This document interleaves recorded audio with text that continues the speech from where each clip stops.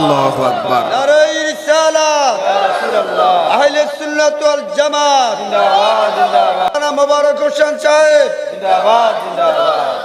আমার বাবারা, আল্লাহ পাক আমাদেরকে কত সুন্দর হাত দান করেছে। যার হাত নাই সে বুঝে হাতের কত প্রয়োজন, ঠিক কিনা বলেন?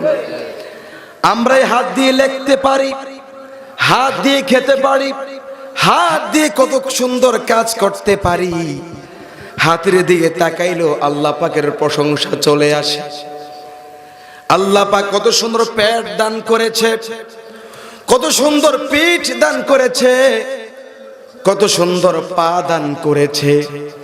আমরা পা দিয়ে যেখানে সেখানে চলে যেতে পারি, কিন্তু যার পা নাই সে বুঝে পায়ের কত প্রয়োজন। এই জন্য আমরা সকল কাজের মধ্যে আল্লাহ পাকের প্রশংসা করব, আল্লাহ পাককে ডাকবো। আল্লাহ তো বলেই দিয়েছেন, যারা আমার নেয়ামত পেয়ে আমার শুকরিয়া আদায় করবে, আমি আল্লাহ পাক তাদেরকে নেয়ামত বাড়িয়ে দিব।